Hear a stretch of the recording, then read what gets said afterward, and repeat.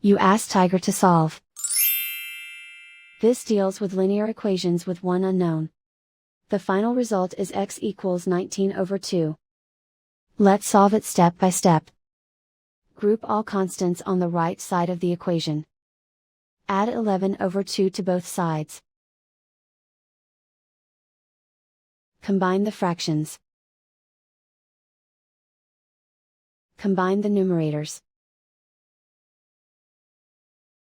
Reduce the zero numerator. Simplify the arithmetic.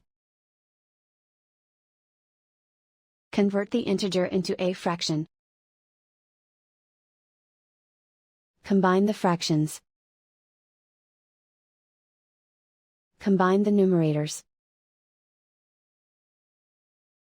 And so the final result is x equals 19 over 2.